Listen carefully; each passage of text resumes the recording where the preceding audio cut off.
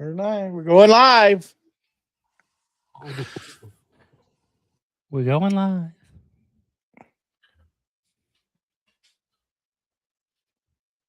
Are we live yet? I don't know. You said push the button. Push the button. I did. I did. Button's pushed. All right. Hey, I see a live sign. I see 5 people already. Really? No, there we They're go. happy to see us. They can see us now. Mm-hmm. How are we all doing? How you I don't know. I'm doing good. Bada bing, bada We're boom. here. Mustache, where are you doing? You all right? Oh, you're in the infamous chair. Yeah, you might fall yes, asleep. I was forced to sit in this, by the way. Uh-huh. As soon as he sat down, he started getting sleepy. I did.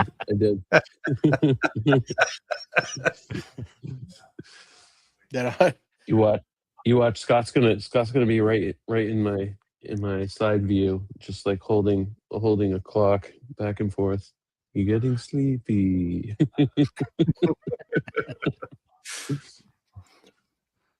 All right. Y'all ready? I was born ready. Let's do it. Let's do it.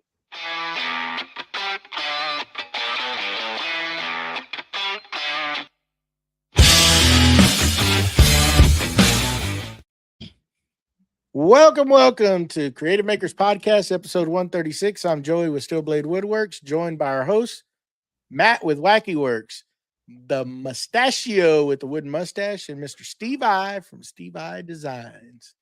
How's it going? Howdy. Going well. How's everyone? Doing good. Before we get started, I think Mr. Mustache got some people to thank.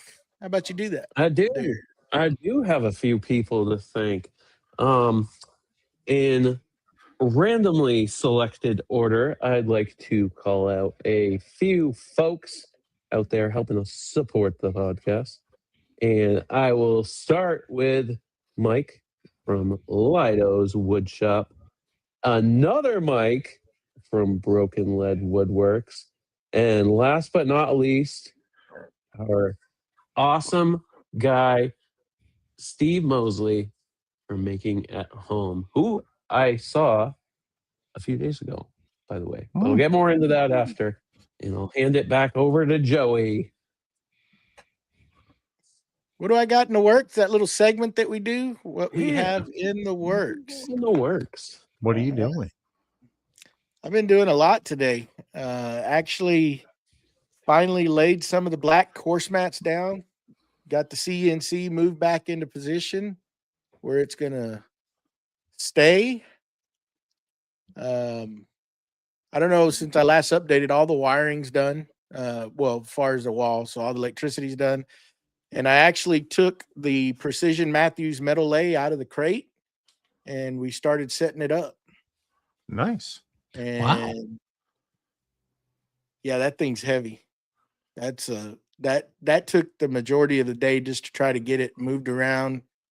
And we were still fighting it up until this started. It's the way you have to align the pedestal with the actual lathe and then the pan that goes underneath it. It's they don't leave you a lot of room to work. There was a lot of choice words going on in there, I'll tell you that. I can imagine. So that's been fun. It's still kind of hanging on the crane because we didn't get to completely lower it down because we're still trying to fight the bolts to get in there to actually secure it down. So it's got a little bit more work to do on that. So slowly but surely, once we get that set up and get the leveling feet on it, then I can put that aside for right now and start working on getting the shop back in order and laying the rest of the mats. The boys did not like me today, having to get those mats out. Those things will work you to death. Things are freaking heavy. What did we figure out? They're like 95 pounds a piece. 96 pounds. Yeah. So it wasn't a fun day. I think I think we only unloaded 8 of them. They're 96 pounds and they're dead weight. I mean, they're dead weight. They're awkward because there's Yeah. just no good way to handle them because they're just flimsy. But I tell you what, once you put them down, They're there. They're not moving. not going anywhere. No. But yeah, so once I get that lathe put in its place and where it's going to be, then I can just set that aside. I'm not going to mess with it for a little bit. I just wanted to get it out of the crate. The crate was just in the way, and I need to make room so I can start moving stuff around and laying those mats down, and then start setting up all the other machines back up. So that's what I was doing today. How about you, Mr. Wackerle? What you got in the works? I was doing a lot of sanding, polishing, sanding, grinding. And yeah, I mean, you get to the point where you're polishing or grinding concrete, and then you just realize, is it really doing anything at this point? Is because I didn't notice a difference between 3,000 and 10,000. I really didn't. I mean, I noticed a difference when I got to 3,000. It was like, oh, this is really smooth. And then I get to the next one. It's like, did I do it? So, but I did that for 75% of the day. That burned box as well as doing it as well, taking a break from my arms grinding, vibrating. But yeah, I got that down, and so I gotta wait for it to dry a little bit, and then I'll put a seal coat on it. And after I sand the logo, gotta sand the logo, the epoxy portion of it, the wood and the epoxy portion, and then I'll put a seal coat on it, and then it's got a couple cracks here and there. When I put it outside, I didn't get to it right away, and the temperatures. And I didn't put air in concrete. I don't know if you know that's what air in concrete does, is it allows it to expand and contract. And the temperatures got a little low, like single digits. And I don't know if that's where it got one little crack going across the top. It's not on the bottom anywhere. And it may be just a shrinkage crack. Could be anything, but it's got a little small crack in it. It's not bad. But it's something I can, after a while, I've already sanded it. It's all nice and smooth, and I'll fill it with probably some epoxy or something just to have it filled up and peace of mind, and get it back in the shop. So, and once it's done, I'll be able to start doing some organization, getting everything put back up and be able to walk around my shop without bumping into stuff. So, that'll work out pretty good. So, yeah. What about you there, Steve? No, it's Mustache. Mustache. I'm supposed to go to Mustache. It's me. It's Is he- me. You look like your shop has expanded and gotten bigger. I mean, you're changing. Look at you. It's all AI. It's all AI. There you go. Good old green screen for the win. Yep. Okay. No, I've had a busy weekend. I drove out to Iowa Thursday morning. Let's see, I got in Iowa at maybe early afternoon. I was heading to Scott's from Willow Creek Lumber, and I actually stopped and saw Steve Mosley. He was kind of on the way, and I got to see his shop. And he is. I thought I had a small shop, and Steve beats me. He's got far more packed into his than I do. Well, I mean, I'd say we're probably neck and neck. I just have more. The depth of my shop is a little larger for me. So I left Steve's. I got to Scott's. We did some dinner, and then yesterday we went out to the sawmill and he had a 24-foot black walnut log. I want to say probably 4 foot in diameter, roughly. And he has a Lucas mill, which is basically, it's almost a chainsaw mill, but there's no like, it's not an actual chainsaw. It's just got A the motor. housing and everything. Yep, Mhm. and it's got the bar across. So, we slabbed. We had some issues with chains. We got like 3 cuts with one chain, and then we were looking through other ones, and that was a bit of an issue. And it was cold. I think when we got there, it was like 25 degrees Fahrenheit outside. So it was chilly in the morning. The sun did poke out right on the last cut for like 10 minutes, and Scott and I looked at each other. We're like, "Ah, that's nice." And then it said, no. Yeah, went right back behind the clouds. Psych. But we got six 3-inch thick slabs cut. That 24. That was absolutely insane. That I told Scott that was on my bucket list to go and do. And today we went over to another friend of his. He runs he builds houses and stuff, and he's got all big 3-phase equipment in his shop. I mean, he had a big 5-headed molder, and he's going through it with me and stuff. He had a massive sliding table saw, and the fence, oh my god, I could take a whole show up talking about this guy's shop. But the fence on that sliding table saw was all computer electronic, like controlled and stuff. And he did this little trick where he took a nickel and he set it up next to the fence, and he slides the fence out like 15 inches and then plugs it back in and slides the fence back up, and it doesn't knock the nickel over. It literally just butts right up against the nickel. It's just sitting there on its side. I'm like, oh. Some good But accuracy. yeah. And you got a big CNC in there and everything. Not as big as the one behind me, the Scott's Avid, but it's 3-phase, and that thing will do some work. So we got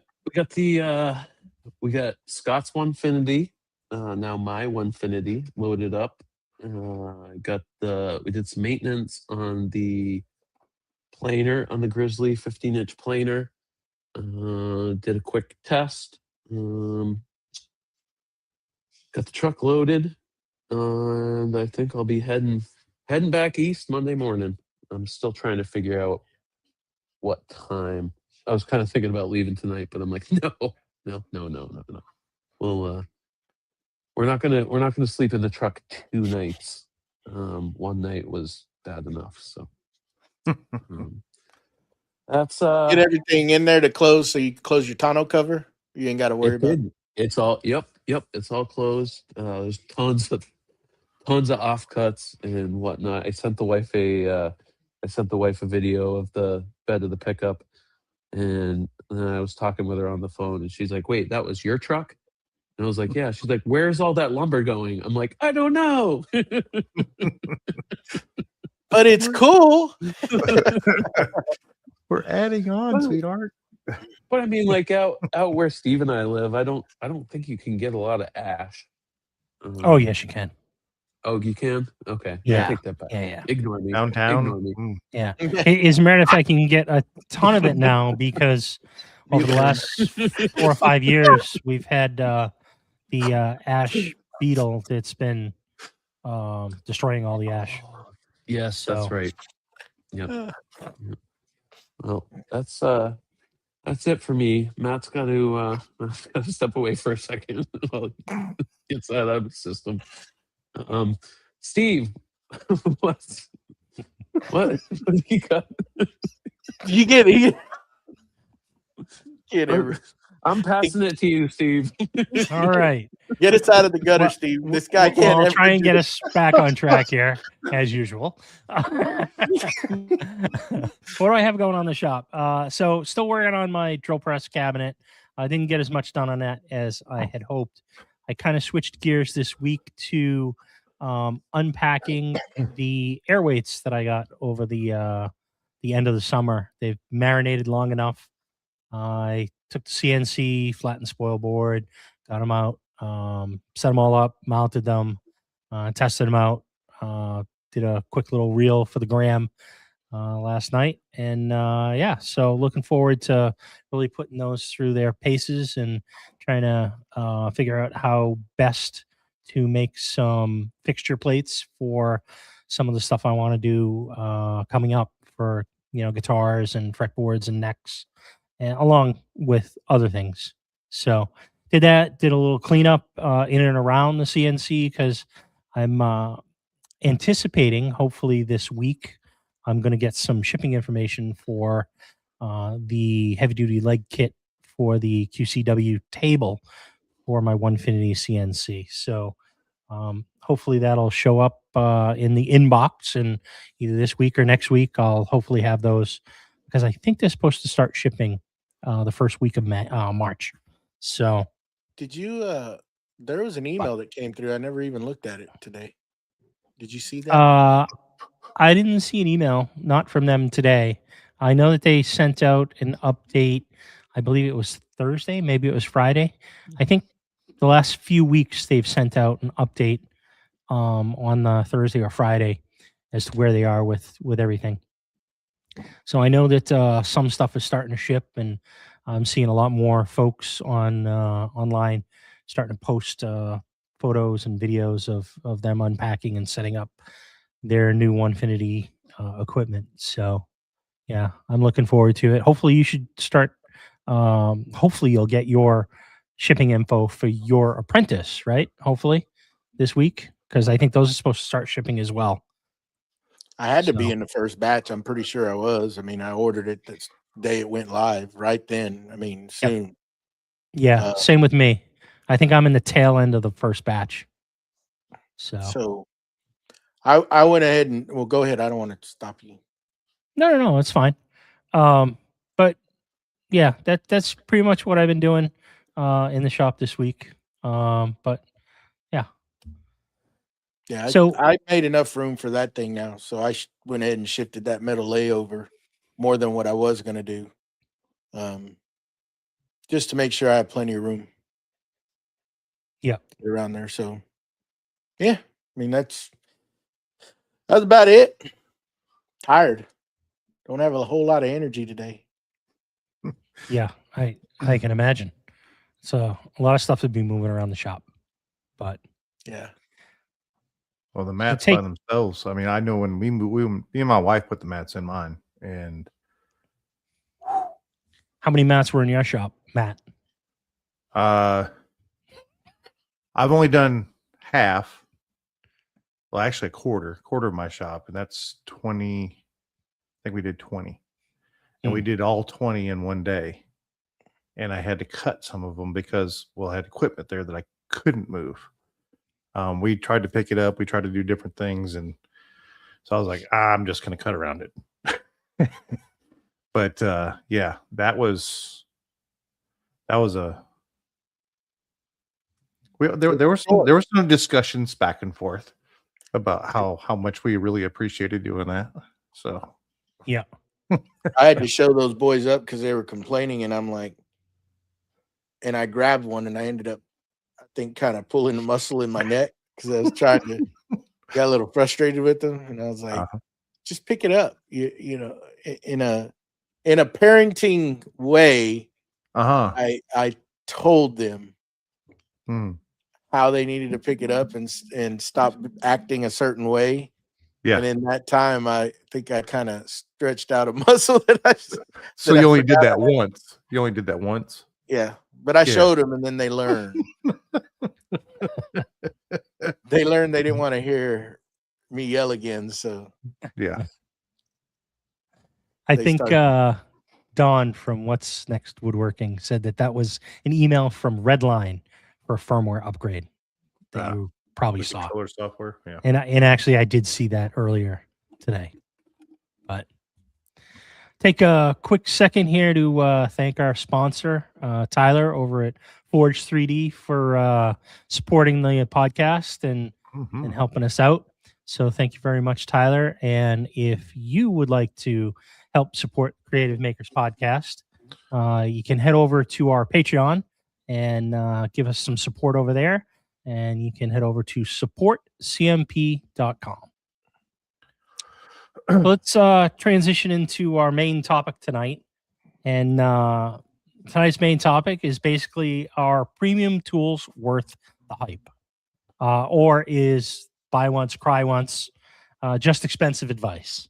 So tonight on the podcast, hopefully we're going to break down exactly which tools deserve that upgrade and possibly when in your woodworking career or maker career, and which ones are just a flex for the gram. So if you're building your shop, dialing in your workflow, or trying not to waste your money, this might be the episode for you. So let's kick it off. Well, anybody want to kick it off first? I'm going to kick it off with what I think is probably the first buy once, cry once. So if you're at the point where you're going to purchase a jointer, it is my opinion that benchtop jointers and 6-inch floor model jointers are not worth your time or your money. I think that is a spot where you certainly want to just suck it up, buy once, cry once, and at a minimum, of course, this all depends on the situation you're in, and if you can afford it, I would, or you're, saving for one, I would just save a little bit longer, and instead of buying a 6-inch floor joiner, I would say at a minimum, just start with an 8-inch floor jointer, and that's my opinion. I think you will quickly outgrow that 6-inch jointer if you start there and then upgrade, because they're not that much difference in price from a 6 to an 8. Where you start getting into some of that price is whether it's straight blades or a helical head.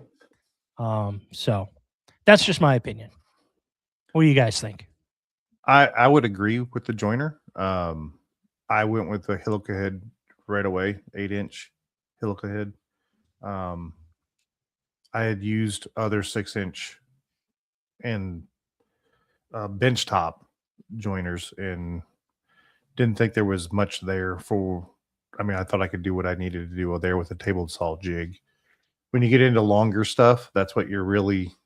Everything else I think I can do off table saw, but when you get into longer stuff, that's where you want to have a longer bed. You want to have a wider joiner, and that's everything else I can do on the table saw with a table saw jig and make those same cuts, in my opinion. Yeah, I mean, I would agree. If your budget allows you, start off with an 8-inch. Do you have to go helical head?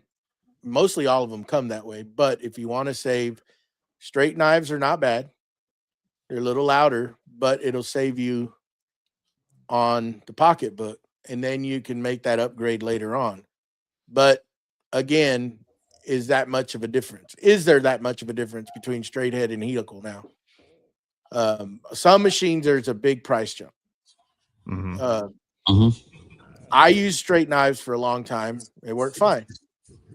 If you're just a hobbyist, honestly, you're depending on how much you're doing, those knives are going to last you quite a bit. Now, if you're full blown shop and you're turning out a lot of commission work, then maybe you need to think differently on that, because then you will be sharpening those and going through them. But that's just my opinion. I mean, of course, everybody wants to go helical, but there's a significant price jump in some of those. You know, There is. And I will say with the helical head versus straight knives, there is a big difference in how much noise you get Yeah. off of that Mhm. that machine. It Yeah. significantly drops the decibel level, at least in my experience. And I mean, you know, it cuts down on some of the finishing because it leaves a better surface. I mean, let's not, you know, I mean, and again, I think it goes back to that buy once, cry once. Just go ahead and do it, because if you make the conversion now, most of that's about a $500 bill Mhm. Easy. to get the conversion kit for it to do it. And now you got to tear it all apart and do it. And There's the tear it all apart and make sure you and- put it back together. Make sure you get the bearings in correctly. Make sure you get all the tolerances are just right. Yeah, 'Cause they yeah. may not run right. You know, not saying that you get one from the factory, you may not have issues, but you know, you're putting your hands into it, and if you've never done one and you don't have the proper things to do it, now you're having to go buy other things or try to find the stuff to pull those bearings, to pull all that stuff off. But Mhm. so sometimes it's just not worth it. Might as well just, you know, put it all out at one time and just do it. Mhm. Right. Yeah. That's what I did. So when I found my jointer, I found it off Marketplace or Craigslist or somewhere. I bought it used is basically what I'm trying to get at. And it had the straight knives. And I used it for a little bit and I quickly decided I wanted to upgrade. So I went on Grizzly's website and I bought their helical head specifically for that machine to upgrade it. And the nice thing about that is that it actually came the full assembly with the bearings already in place. So Mhm. literally, I just had to basically take the old cutter head out and drop the new one in. And I just verified that all the tolerances were correct. And I did have to shim it just a little bit on one side, like a thousandth or something. But in the grand scheme of things, it was kind of an expensive upgrade. You know, it was probably almost half of what I spent for the joiner, anyways. So if you're going to look at used equipment, just keep that in mind. If you know, again, there's nothing wrong with straight knives. They've worked for many decades, and a lot of people still use straight knives. You know, but that's But something you to know, just consider. to point out something on straight knives is that if you nick it, it's done. Yep. Versus That's a correct. helical head, you can Just just change turn out the just blade. that one. Yep. Yeah. Change that insert, and you're back on your way. Quick fix. Yes, and it is certainly a lot more difficult with straight knives on a jointer to make sure that they're all aligned properly. You know, they Yeah. sell those jigs with the magnets so that you can drop that blade in correctly and set it at Yeah. parallel to All your where depths and everything. Yeah. exactly. Yep. And you're right, 100% with the helical heads. It's very easy. You've got 4 different cutting edges, and you just flip it, and But if you have to replace those, that gets expensive as well. So Yep. Yeah.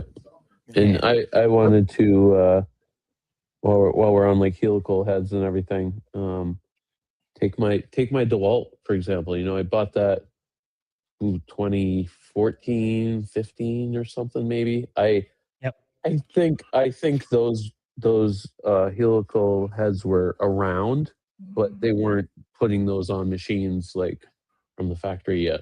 You know, that was an add-on. And I spent 400 and some change on that planer, and to add that upgrade, it was the same price as what I spent on the planer, and I was like, Yep. why not just buy a new planer that has that cutter head that I want in it? You Yeah, know? because that upgrade for the DeWalt is, I mean, you're taking out a lot of stuff to get it in Yes, there. and that's the other thing Yeah. too. Yeah, Yep. you got to take all this stuff It's not out. an and- easy job. No, Yep. no, it's not. Yep.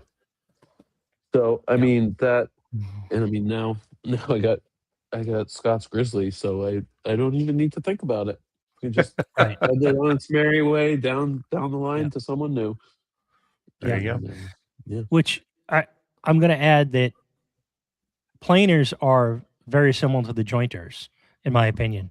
And Mhm. that's another spot where that if you have the ability to, and everybody's situation is different. Not everybody has the funds or space for larger tools like this, but if you're thinking about getting a planer, whether a benchtop or a freestanding floor model, those DeWalt's that everybody's got, what is it, the 760 something or 785 or whatever, 735, I believe. 735. Mhm. Great machine, super popular. Mhm. But when you look at what the cost of those are now, new, if you're going to buy brand new, you're not going to buy it used. For a small amount, you can start getting into a floor standing from Grizzly, from Oliver, and a lot of those all now come with the helical heads. So, I mean, I don't know what the exact price is, but they're approaching $1,000, I think, for those DeWalt's, right? And Yeah. Oliver now has brand. one. Yeah. Yeah, Oliver now has them, and Grizzly, you can find them new for a little bit more than that, like 1,100, 1,200. And Mhm. again, everybody's situation is different. But if we're talking about buy once, cry once, which I'm going to be fully honest, that is kind of my theory. I would rather go without for a period of time and figure out another way to do it, and then just save for that ultimate tool that I want, and just buy once, cry once. And Well, in my a lot- opinion, I think that's another option. I think a lot of this is also determined on that one question we always ask: what are you going to be doing? Mhm. What do you think? And Yeah. that changes throughout this hobby, right? We always Yep. the scope changes of it. So, but what are you thinking about doing? And do you need that? Do you actually need to go to that? Right. Of course, all of us are going to be like, oh, hell yeah, I'm going, go big or go home, but at the same time, when you're dealing with the budget, do you actually need that massive machine? That can be done down the road. Right. But I mean, but to stay on the topic, right? Buy once, cry once. What would we do? What would be the suggestion? I think Matt put a good point on his bed length, especially if you're gonna be doing long boards, to have Yep. that support. The bench tops. If you're doing cutting boards, fine. If that's what you're doing, but even then, those are finicky. You can't ever get them square. In my opinion, it's harder versus a floor standing model. Yep. With the CNC. I'm just saying Yep. that replaces a lot of It does. You can flatten, you can edge. Yeah, you can join it. Yep. You can plane it with the CNC. And so if you're doing less than in my case 4 foot by 4 foot, I'm gonna do it on the CNC anyways. I can hit that program, boom, walk away, and it's flat. 100%. Yep. And even if you're going to go larger than that, if you're talking about a joiner, most joiners over 6 feet of a board, it's difficult, right? Because now you start getting a board that's going to be overhanging your infeed and your outfeed, right? And it's going to be a lot more difficult. That's where my personal opinion is you start getting into track saws or, some other way to create that edge.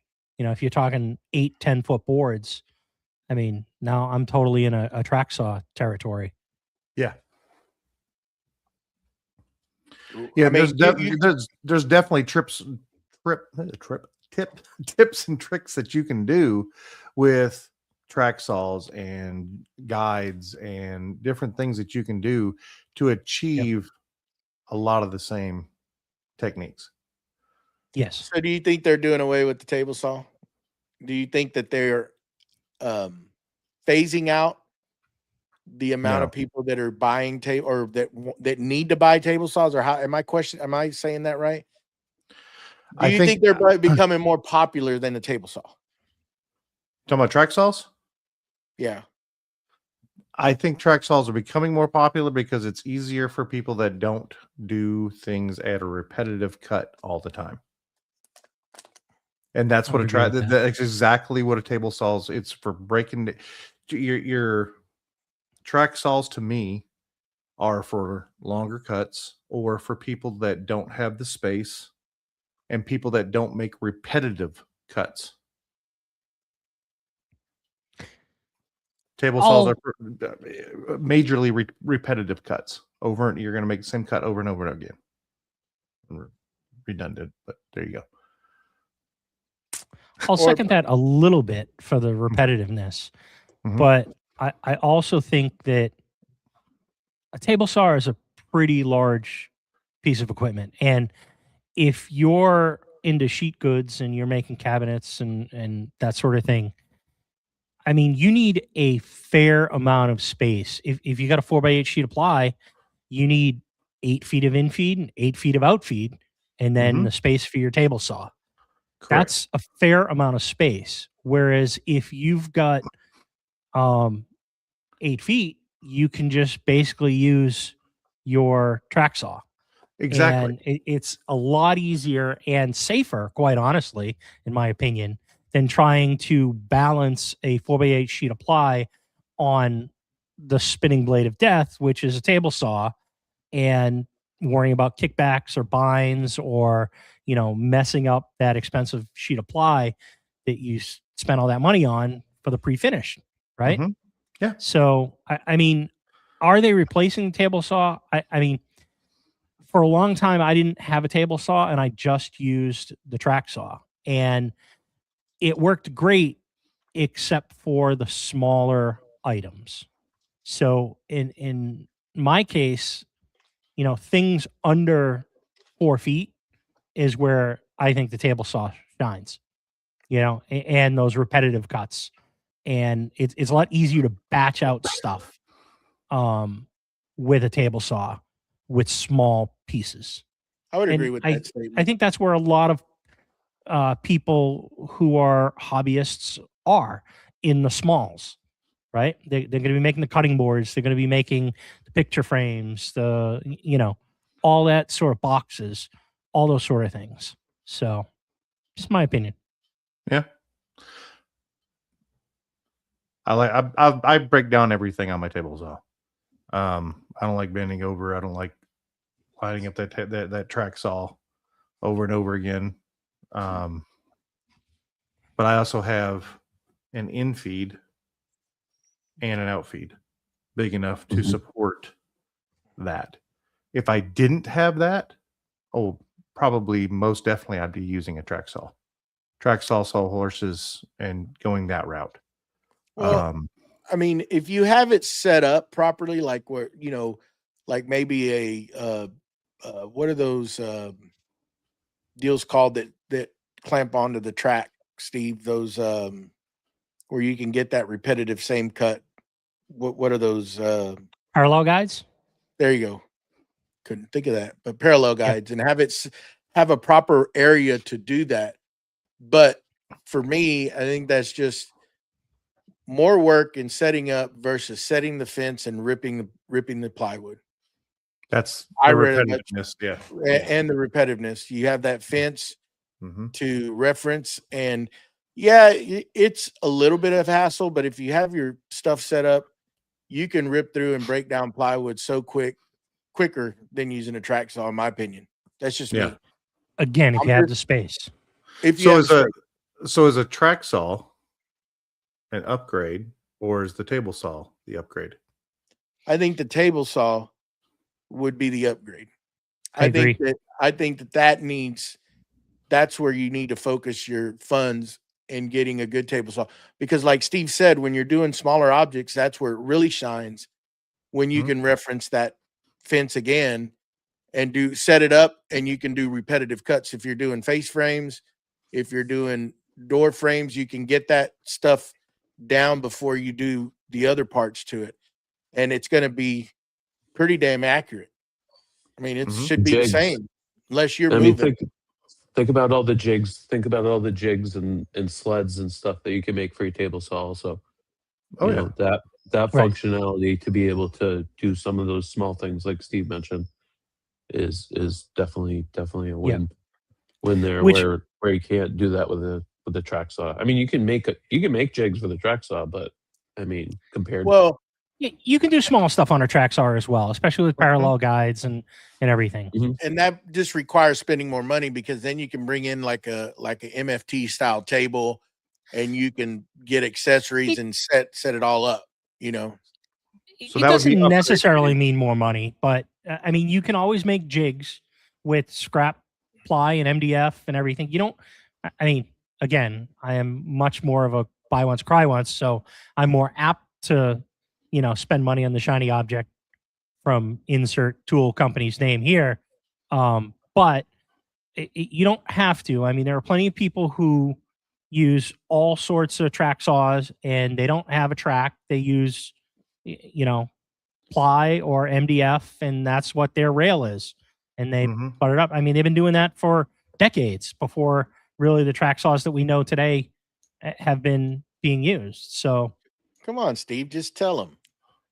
It's Buy just once, money. cry You once. can go That's right. just go make Crunch more all you want. tomorrow. We'll make That's more. That's They'll what make you tell more. us.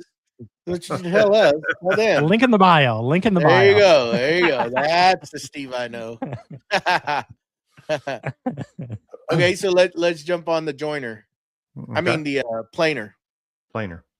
because that to me, you need joiner, you need planer, because those two work hand in hand. If you don't have a CNC, let's just take CNC out of the picture, Okay. because I know you were fixing to pounce on me with CNC, but let's just say that's not even in the equation. Okay. Where do we what do we go with? A 15-inch? Do we stay with the DeWalt? Do we go, of course, buy once, cry once, or do you just go for the gusto and do 20-inch? I've been running the DeWalt for as long as I've been doing woodworking. That's what, 12? 12 and a 13? half. They say it's 13, but it's 12 and a half. But I've been running that same thing forever. I've seen bigger. What does that make me do? It makes me so I don't have as many glue ups. That to me, that's what it does. So if I'm going wider than 13 inches or 12 and a half inches, then I'm going to do this section, and then I'm going to do this section, and then I'm going to glue those two together, and I'll have planing in the middle or sanding in the middle between them. Can you go buy once, cry once? Here's my question on that. So you have a 15-inch planer now. So the difference in the cost between a lunchbox planer, which is the DeWalt, right, compared to a 15-inch planer, is about $1,000, right? Roughly. Yep. Going to a 20-inch planer is like $2,500 difference in price. I would say go a little higher than that. I'm being nice. Yeah. Yeah. Okay. So Yep. is it worth the buy once, cry once to go to a 20-inch planer and spend 3 to 4 times what I paid for that lunchbox planer because I don't want to do an extra 2-3 glue ups? Because think about it, 24 inches, if I do 2 of those, it's not equal to the 20 inches. So if I do 12 inches and I do another 12 inches, that's 24 inches. Now I got to go to a 25-inch planer. And I know you're paying for a 25-inch planer. About 10 grand. Yeah. Again, I think it comes If back you're to lucky, what are you probably- actually probably doing? more closer to 15,000 somewhere in there. Right. But Right. again, like Steve just said, what are you doing? Correct. What are you doing? Because if you're going to be working with big lumber, Mm-hmm. like big hardwood, 8/4, I mean, you start reaching the limitations of that DeWalt pretty quick, because it's strong, but it's not that strong because you still got to pull that material through at the same time, Correct. cut it. Mm-hmm. So you reach the limitations of that machine pretty dang quick, and like Mustache has seen before, circuit breaker on it. And how much are you using it? Because it'll get hot. It's got its limitations, right? It was never. It's a good. I'm not knocking it because I have one and I've used it. Right. It's a dang good little planer. Nothing wrong with it. A lot of people use it. Yep. That's what they started with, and they still use it. But if you start getting into bigger stuff, hence what Victor wanted to know, Mr. Prusa, is if you're going to upgrade, what do you go for? What the squeeze has got to be worth the juice. At the end of the day, because I just stated, just to do one glue up is 12 inches, 12 and a half inches. To do two is 25. Just counting fingers and toes. Okay. I have to go to a 25-inch planer to be able to go to that size, right? To be able to do more than one glue up. Or do less than one glue up. There you go. Well, I mean, by the time you're doing that glue up, those boards should not be needing anything after that.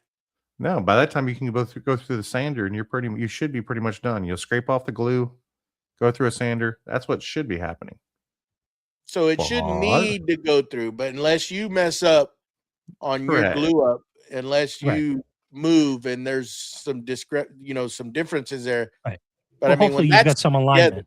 Yeah, hopefully your alignment's right, and hopefully everything is dimensioned the same. And if you've taken your time and done it, when you glue it up, like you're saying, is scraping the glue out, and then you're going to go to your final finishings on it, sanding, right? So you shouldn't need that planer anymore. Shouldn't. Yeah. Shouldn't. Yeah. And if not, I got Steve to come over and hand plane it, and we can be done real quick. Like, well, you can always pull the hand plane out and do it.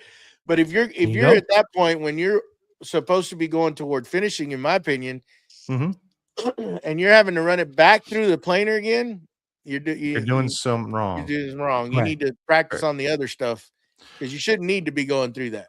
Okay, so let's say we're going to do one glue up, right?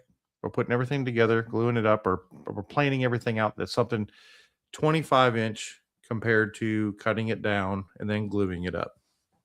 How often do you put together something 25 inches wide and not expect it to cup, bow, whatever? Well, what are you putting together? What are we talking about here? We're just talking about a slab. We're just talking about a slab. I mean, by that time, it shouldn't. By that time, if you're working with dry lumber and you do everything together, right? Yeah. And even in your glue up, all depends on how much you squeeze. We could go down this road. And just realize I'm playing devil's advocate. I'm playing devil's advocate of why do I need to spend $10,000, $15,000 for a planer compared to $1,000? You really don't, that's how unless you're in business and you're in a full production shop, and that is 100% making you money, and that 30 minutes to cut and glue and make everything look pretty in the end, that 30 minutes is worth the extra 10 grand to have that wider planer and just run it through, because you're going to make that back if you're a production shop and you're making this stuff for profit and you're not a hobbyist like most of us. So I know that, Joe, you sat in these conversations in my head. We've talked through this stuff, and these are the thoughts that go through my head. Why am I going to pay that price to do this when it takes me this? Why this price it's not justified? These are the conversations I have in my head. So this topic was itching in my head already. So, and then you get me, and I'm Steve Jr. over there, and I'm like, yeah, you just go out and buy it, and I would buy it. You far surpass me, Joey. You far surpass me. Yeah, you're senior. It's the other way around. Yeah. Come on. Yeah. I mean, like I'll throw out the a couple of the wedding signs that I did. I had I want to say like 12-quarter walnut, and I resawed that to do the lid for one of the wedding signs. And like that ended up being 24, 25 inches diameter round for a sign, but I was limited with after the resaw because I didn't have the bandsaw dialed in completely good. So I had to run those pieces through the planer, and those had to be like, like Matt said, 12 inches, 12 and a half inches so that they can go through the planer, and I was just like, it is what it is. And, thankfully the glue up was fine. The one sign found its way to glue itself to the table, but that's another topic. But like that, you're limited with that. But I mean, to Matt's point also, am I going to go buy a 25-inch planer? No, I couldn't even fit that in. And I mean, I don't even know what power requirements are for a planer that size. we get you The set up, 15 bud. inch, the 50. Yeah, I know you could, but the 15 inch that I have from Scott is that's 220. And like Mhm.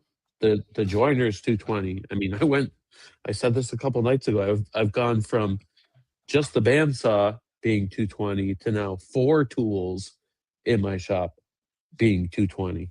And You're growing up. who's Yeah. a big boy? Like a big boy. I'm a big boy. Pretty soon you'll be shooting arrows at David the brings trees. up a good point with the power. The bigger machines Mhm. have usually more power, and they are usually quieter running on 220.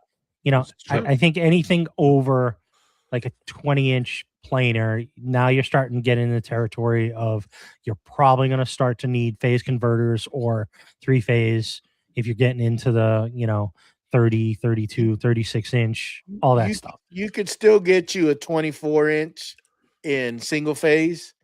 But they require some pull. Yeah. But you're gonna be paying some bank. I think Grizzlies. I mean, it's just crazy money at that Mhm. point. Oh yeah. That's 100%. just like, if you're not in a business, then Right. you're just Absolutely. buying it because you just want it, Uh-huh. right? Right. And at that point, what does it matter, really? At that point, I'm looking at the difference in the cost of buying that compared to a, say, like an Avid 5x10 table or something like that. Right. A 5x16 table. That's in my opinion, that's what I would be looking at to go. Do I need that planer at $15,000-$20,000, or do I need to go buy me a CNC for $16,000 to $20,000? Well, I'm just saying, I can do more with the CNC than I can the planer. I mean, you do have a damn good point. You have a good point. You can edge. I mean, you can join, plane. Mm-hmm. You can do everything. You can Yes. cut. Yep. It just takes And a little once more you time. Just join take it a little and more glue time. it up, you can flatten Mhm. it again on that CNC. And And if you're doing cabinets, you cut all your parts. There's a lot of all the cabinet makers. I mean, you can do it. You got a dang good point. Yeah. You can eliminate a lot of machines. Yes. You can eliminate. Yep. You can pretty much do everything. Yeah. And be done. If you have stuff, maybe a bandsaw to do small stuff, but even then, Mm-hmm. I mean, really and truly, then why do you even need anything? Why do you need a table saw? Why do you need a joiner? Why do you need a planer? well, again, it goes right back to what are you doing, right? Right. For 3 years, I didn't have a table saw. I didn't need it. I wasn't doing that sort of stuff where I needed it. And it finally got to the point where I was doing enough small stuff where I'm like, you know what? It's easier now for me to get a table saw. And I actually got the Festool CSC 50 sustainer saw that, it's very small and it's battery powered. And I used that for about a year and a half until I kind of outgrew that. I mean, Okay. it's an amazing saw and it's great saw. I still love it and I still use it, but So I so wanted let's something a little bit bigger. So I got the saw stop. let's just do the math. Okay. Okay. 8-inch helical head joiner, 2,500. Yeah. Okay. Saw stop, if that's what you're going to get. Heck, even Harvey, doesn't matter what you get. You're going to be about $3,000, Mhm. right? Easy. So we're already at 5,500. Yep. Okay. So you just bought a Onefinity. Okay. Well, but let's just With let's vacuum look table. at it. So With the let's look at a planer. Uh-huh. A planer, if you're going to go 15-inch planer helical head, you're probably looking close to 3,000, 2,500. 2,500 Yeah. bucks. Yeah. So you're 8,500 now.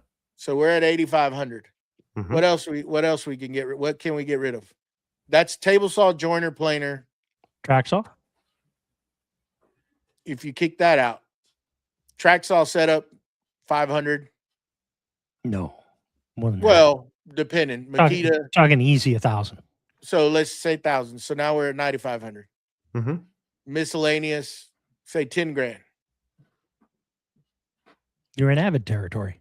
Yeah, You're you're an 4x8. You're 4x8 avid territory. Yeah. Full sheets. 15,000 One can get you one. I'm pretty sure you get pretty dang close to it. Mm-hmm. An extra $5,000 and you cut out all those dang machines and you're left with one with a lot of workspace to build. Yes. And a lot less power requirements. One Mhm. 220 and one 110. Mm-hmm. Yep. Because I just ran all the power. My boxes. I've got you still need a vacuum, but that's dust collection, but a that's dust collector. So Mhm. So you're another going to need $3,000. that regardless, Yeah. right? it. One way or another, yeah, you had to get that. But on a an lot less avid, ductwork, but a lot less duct work. well, yeah, you're going to Right. go to one machine and then maybe a floor suite. That's right. You can justify, not trying to do it. That little Rockler dust Yeah. collector, $1,700. Put it in, and to me, it's going to work fine. I need to pull some runs on it and test it, but it works pretty dang good. But again, now you've killed all those machines, a lot less power requirement. Mm-hmm. Some people are going to say we're crazy and stupid that you They're They're can't going to do say away that with it. anyways. It's not But- woodworking. But if you really think about it, you could go throw a full sheet of plywood on it, Mm-hmm. set your program up, cut all your parts out. You could do that with lumber. You can flatten it. It's going to take more time, yes. You could Take take more a time. full slab and cut it Right. out, cut everything you need out to build a table, to build whatever it is you want to build. Yes, you can do that. Boy, this went in a different direction than I think that Mr. Prusa wanted it to go. But really and truly, though, you could get rid of all those machines, but time, if you have the time, it's going to take longer with the CNC versus setting Yes. a table saw up and ripping away and getting your stuff out quick. Mhm. It's going to take time. Yeah. But where a CNC, you could cut everything. You're Mhm. cutting all the whole part out. Yes. And when it's done, it's ready to Mhm. assemble. Versus a saw, you got to cut one part, then you got to flip it around and do the other. And hope you didn't make a mistake. Any input? Anybody? No, I agree, but again, it goes back to what are you doing? If you're going to be a cabinet shop, you're going to spend a heck of a lot more on a shop bot or some form of a much more rugged and quicker CNC to batch out all those cabinets. But again, you're doing really one job. You're cutting sheet goods all day, every day. And, what's that? 3/4 of an inch for 98% of what you're doing. Maybe you do a countertop on it or something that's real wood. But is it And- worth it? Like when you get it, let's just say face frames and door frames, stuff of that nature for the cabinet. Is it easier to have all those other pieces of equipment or doing it on a CNC? Speed wise. Well, I cut think you're everything going to be else- able to do. Sorry, ahead. go ahead, Matt. No. Go ahead. I was going to say, if you're a cabinet shop, you're going to have those other tools anyways, because you can't just have one machine do everything. We're And- not and talking about a well, cabinet shop. Let's We're keep talking it about to a hobby. individuals. Yeah. Yeah. Individual hobby shops. Yeah, I mean, all right. If you're just talking hobbies, then if you have the space and that's the way you want to go about it, yes, it could replace almost all of the other large major tools that we've discussed: joiners, planers, table saws. Um, but is that what you want to do? Right? It all depends on how you want to work. Right? I mean, there's a ton of people who use all these large machines that have no interest in using a hand plane or a card scraper or hand cut dovetails, right? Mhm. So it all goes back to what do you want to do? And that's where your enjoyment comes out of it if you're a hobbyist, right? If you're making things to sell on Etsy or some other place at local craft show or anything, you're now getting into production shops. Now you're right back to what Don had said. What's the point if it's not saving you money, for these upgrades, right? So now it becomes, I can't just wait on one CNC for 3 weeks to cut out all my things. I need to batch process stuff, and it's going to be a lot quicker, I think, with the more standard tools of joiners, planers, and table saws for that sort of stuff. If you're trying to get more of a production shop, again, unless you're spending 30 to 60,000 for a really great, production quality CNC. So I think if I remember with the conversation I had with Victor, he's looking at a table saw. Okay. Okay. And Yep. I think he wants to upgrade it. And I Mhm. think this maybe, I could be wrong, this where this topic came from. Why he Okay. wanted to, what would you do? Buy ones, cry ones. I don't exactly know what he has right now. I don't remember. I'm pretty sure he's told me before, but I know he's been looking at a saw stop. He was looking at the saw stop with the cabinet on the side of it. Yes. Versus, I think, the Harvey. Correct. Okay, so let's talk those two, because I think those two table saws are really nice saws. Okay. I like a lot of the features that the Harvey has, just for the simplicity of maintenance wise, with the coated top or the nickel top versus regular cast iron, right? Now, where the saw stop comes in, with the safety, there's going to be a lot of people. Oh, you know, you don't need to worry about that safety. You pay attention. You shouldn't have no problems. Okay. So what? And Harvey has a lot of nice features with that big eye fence. Super You awesome. do. It's nice. I mean, that's It a is. nice fence system on that saw. But again, you have the safety feature, and I think that's where Victor is kind of leaning toward. I don't know. I've only talked to him once about it. So what are y'all's? I think that's what he's looking at. Buy ones, cry ones. Which way? What do you go to, or do you stay conservative? I mean, I've had this discussion with Victor a couple times, and I mean, I have a Harvey bandsaw. I absolutely love it.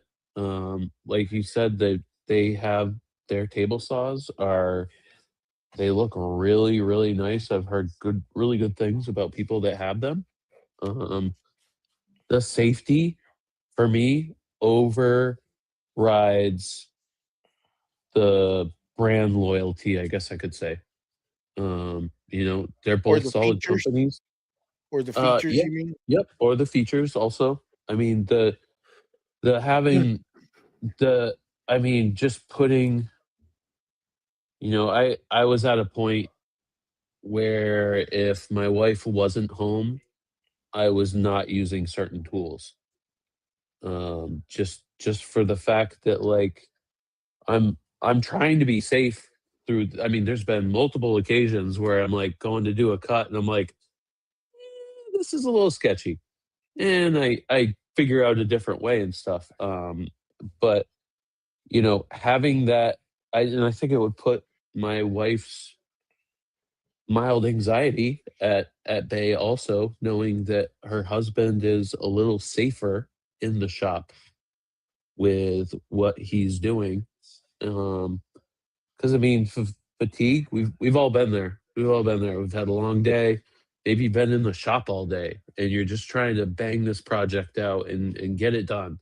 And you make that little oops because you're a little tired, or maybe you that was the 70th time that you did that cut and you're just in a groove and oops.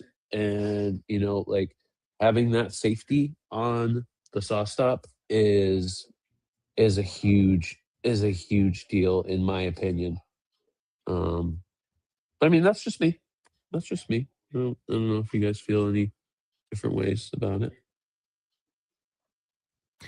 So, from my standpoint, both saws are amazing. And I think Harvey, over the last 3 or 4 years, has been the most innovative company I've seen in the woodworking space.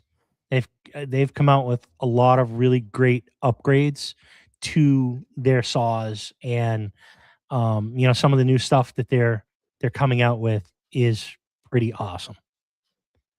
But for me, I'm going with a saw stop for the safety feature. And I say that because I grew up with an uncle who lost 4 fingers to a radial arm saw. Granted, not the same saw, but it's still a spinning blade of death. And we've all seen plenty of unfortunate, stories we've heard of people getting cut on table saws. So, like Matt had said, it's about safety for me. And I understand that nothing is foolproof. And I understand that sometimes those cartridges automatically go off and you lose a blade in a cartridge and you get frustrated because now that costs money, but it's a heck of a lot cheaper than a night in the ER and medical bills, in my opinion. So I'm going saw stop. Go ahead, because I pretty much know your answer, but go ahead. So I don't like either one. No. Okay. I'm just going to be quite honest. I don't like bending over to do crap. And they're both at 32 inches. I'm 6'2", 6'3". I'm not going to bend over to work on a table saw, because that, as we all watched the video of the doofus that, ran the piece of plywood through the table saw and it came back in front of him and cut his, his pants down the front. First of all, unstable. I built my table saw at 42 inches so that it's taller. So I don't have that. This is all I got to look out for when I'm doing table saw. I have a built-in feature front and back. So my plywood is always stable. I'm not having to balance and hold it up. And because I learned real quick, like I'm getting older and I'm not going to, you put a 3/4 inch piece of MDF on a table saw. I don't care if you don't have something surrounding the whole entire thing, it's not going to be balanced. So I made sure that I felt safe in my shop to do it. Now, the other thing, the only thing that I haven't heard any of y'all say is, can you buy a saw stop and put a different fence on it?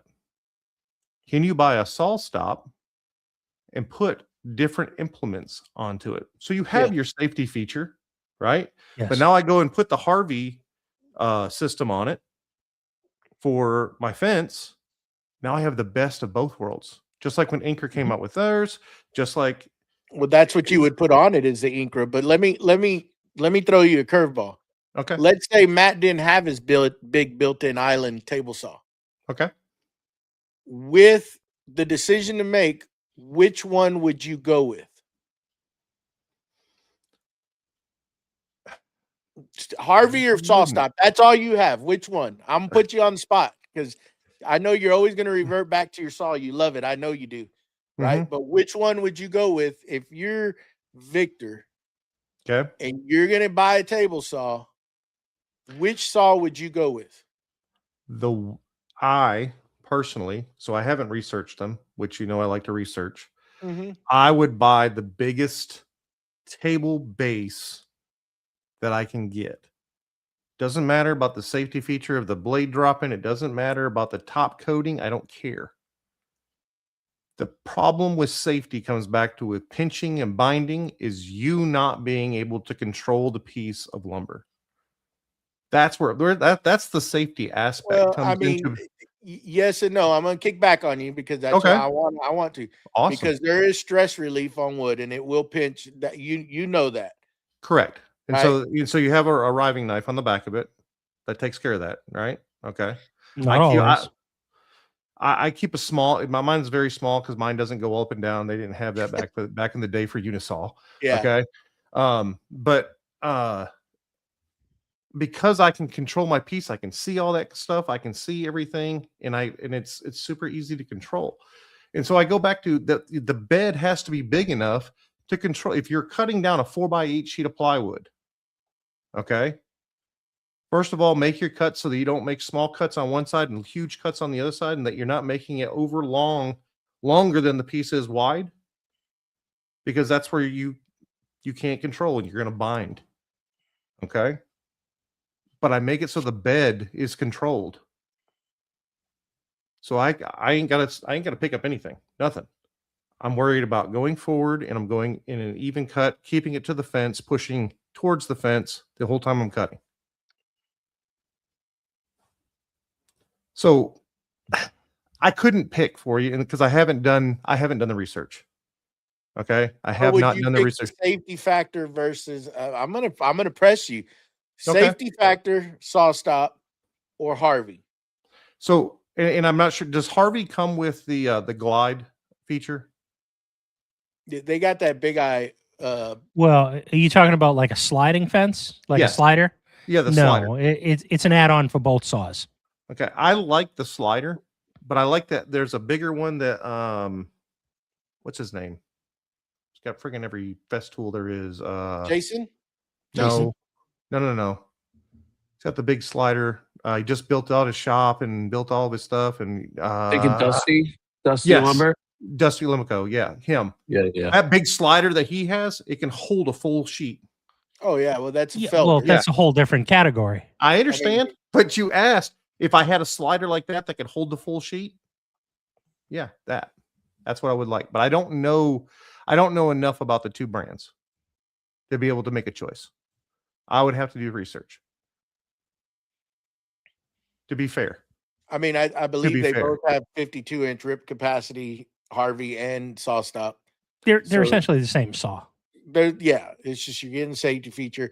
So You if they're do the have same some exact, and the one has safety and one doesn't, I'd go with the safety one. Harvey's got that nice fence. I'm gonna tell you what, that to me is a real Right. nice. But I can take the fence off and put the other fence on it. I can do that, right? Yes. Okay. What are you talking about? So Put you can Harvey take fence on the saw stop. Yeah, you can get rid of the soft. Yes, Of course you can. I can do it. I can put it on my. I mean, if I wanted to. I don't know if it would match up hole for hole. You'd probably have to do a little bit of drilling. I don't know. Okay. That I don't know. But I mean, that's cast iron. As long as you hold it true, Mm-hmm. you do whatever you want to do. We got kids. Okay. Well, I just. But yeah, I mean that in my opinion now isn't the. I think it's the table saw that you were talking about getting. I don't know if you got it or not, but Me? yeah. Don't it have a safety feature? Because I know Dusty Lumbercoat, he's got his right now. Well, yeah, but he got a Format 4. Was it a Format 4 or was it an SCM? No, he's got a Felder now. H2. Felder Format sent 4 him now? a saw. Okay. Yeah. Well, now we're talking about a $30,000 saw. Correct. But what I'm saying is the saw stop ruins the blade, ruins the cartridge, correct? Yes. Yeah. And this doesn't. That's Ooh, correct. Yeah. Well, that's That correct language, because baby. Format 4 and Felder are the only ones that I'm aware of that have that optical feature. It's an optical feature where the blade actually just drops down below, and it doesn't ruin a blade, and it doesn't cause a cartridge to fire. It resets, and then you can reset it, and the blade goes back up, and you just continue on. It's like a big giant brake. Mm-hmm. It's a clutch almost, Yeah. and it drops below the surface as well, and it's all done through cameras and only on optical. 40, 50,000. SCM may have something like that as well, but I think Format So 4 is really. if I had my option of not having to ruin a $150, $250 blade and a cartridge, I would rather do that. But of course, everybody would. correct. So, and of course, I would rather not stick my finger in the blade, which I have Nobody done. would. I have done. I'm not gonna lie. 15 years old, stuck it in there. How'd that work out for you? Stuck it right back in my mouth. Mm. Yeah. And there was electrical tape, and yeah, it was a whole thing. But it was a learning experience. Yeah. Should have known better to Sure begin it with, was. but Yeah. I was just mesmerized by the blade. They need to Yeah. do something for a bandsaw because I get pretty crazy with that. That's one that's eating my lunch. Now everyone says the table saw, in mine being raised up, I'm be quite as honest with you. It's so much easier to control that I don't have that same issue. The bandsaw, to me, until I put my guides on there and I got it more tuned in, was, to me, that was the scariest piece of equipment in the shop, was the bandsaw, not the table saw. So they say table saw is more injuries, bandsaw second. To me, a bandsaw will pull you in. I don't. The bandsaw does not bother me one bit. I respect the table saw. That's the only one that I respect because I've had kickback many a times. Table saw, routers, and shapers. Yeah, router. Yeah, I mean Shapers. Yeah. Shapers. Yeah. Shapers are the things in the shop that scare the heck out of me. that's why you just put a power feed on it and walk away. You just let that 100%. Just, Yeah, you want me to Put it use a in there and shaper? let It's got to that have a thing- power feeder on it. yeah. I always Let love it those go down. videos of that guy that's really going through the shaper really fast, and then you notice his Yeah. hands where there's like 3 fingers missing. Oh yeah. Of course, he has no guards or anything on it. It's just Nothing. full blade. Nah. Just Yeah. blade of death just rotating, waiting to come loose and whack him in half or something. Yeah. But yeah, I mean, I think that's where Victor wanted to know what route will we go. And I mean, I have a saw stop and I bought it for the safety. Again, like Steve has said, I'd rather replace a $100 cartridge, And $100, $200 blade than have to go to the ER and potentially lose a finger. And if it puts it at your, ease of mind, get it. I'm not gonna, tell anybody that they're doing the wrong thing by buying one, ever. If that puts your ease at mind at ease. There you go. I'm gonna say it forward or backwards. One of these times it's gonna be right. But if it puts your mind at ease, get it. By all means, get it. And I liked the picture that he sent that had the cabinet next to it. It looked like it supported the wing off to the side, and it gave you storage for all your stuff that you need for your table saw. I thought that was pretty smart. And then it looked like it also had the router base in the side of it as well. Oh yeah, the sky's the limit with that. Yeah. You can add all those attachments onto there. Yeah. I'm willing to spend his money. I can spend all of his money. I promise you. Yeah. So can we. So can we. Link in the I think bio. when I called him, I was like, just get it. I mean, if Go ahead and give me your dimensions of your shop. I'll help you. The only thing now that I would say is that a contractor saw, even though saw stops all cast iron, is the stability versus a cabinet saw. Because if you are doing sheet goods, you can see what happened to that guy where that saw is not stable. Correct. And the blade grabbed onto the wood and shot right back at him and did whatever it did, right? Versus a cabinet, a full-blown cabinet saw. Cabinet saw is not going to move. Plenty weight. Wait, not going to move on you. Is this the video where he's standing on the back side of the saw pulling the work? Yes, the outfeed. Yeah. Yeah. He was a moron to begin with. Yeah, that was. It was an I think- unsafe thing he was doing. He'd Yeah, had better very luck, so just like somebody- when the contractors turn it upside down and just run it across the whole bundle. You know, Yeah. Oh, right. Yeah. I mean, Riding them all at one Me too. time. cut them all at once. Been doing this 20 years. Only missed 4 fingers. Oh, if I could count how many times I've been doing this for 30 years. I always had an answer for that. I said, I don't care how long you've been doing it wrong. I'm just telling you you're doing it wrong.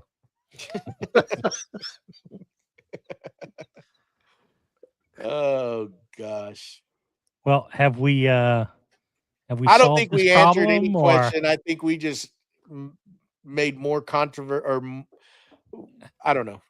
We just opened other avenues of talk because I think we went every which way but the right way, as usual.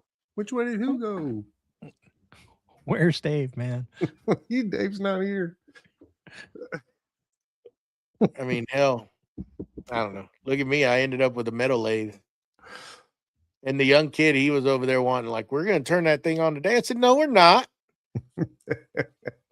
You crazy? He's like, get it set up.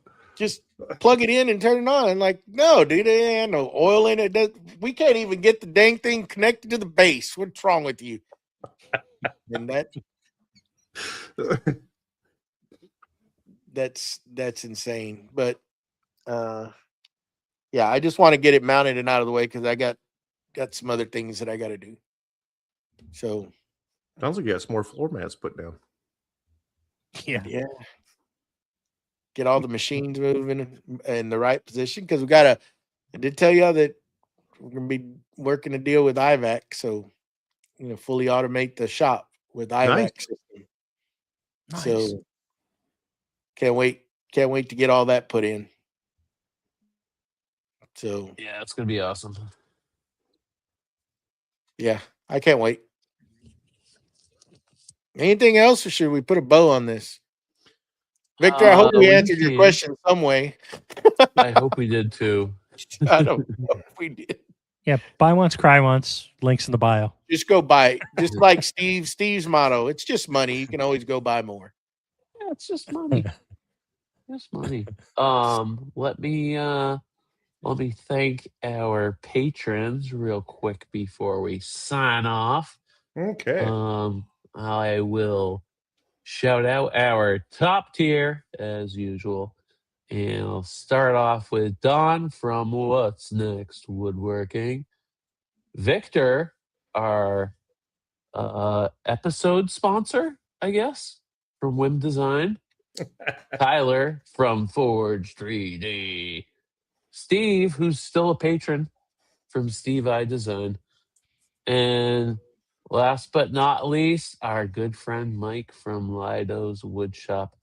That top tier list, along with all our other top tier, all our other tiers, we would like to give a big old hug and thank them. And if you would like to join them, you can head on over to supportcmp.com and tell them I sent you. No coupon code. Sorry, Steve. Link in the bio. Link in the bio. Hey, And, y'all special- remember, please. Special. Go Sorry, ahead. go ahead. No. Oh, I was go. going to say special thanks to our my shop sponsor where I am right now in Iowa at Scott's. There you go. Scott. I've been waiting for his dog just to come Willow jump Creek on you Lumber. during the show. Just She did once. It was very brief. She was like right halfway up the screen. Nice. It's like, hey, can you open this door? Can you do what my human does? Let me out of here. But anyhow, thank y'all, everybody who hung out with us tonight in the chat. Please remember to give us a thumbs up on this video. You can do that actually right now. And also, if you don't mind, when the show ends, just exit out, come back into it, and leave us a comment. We really appreciate it. And if I'd like to Yeah. hear what their tool they would like to upgrade, or Yeah. their thoughts on it. That's what I'd like Yeah. to hear, yeah, that'd be because I cool. actually go back and read those Absolutely. comments and answer. So Absolutely. Yeah. And you can always, if you're a Patreon member, go into the Discord. And if y'all ever have anything y'all want us to talk about, all you got to do is just do what Victor did. Send it to us. That's it. Yep. We'll go off the rails on something else. You know, Yeah.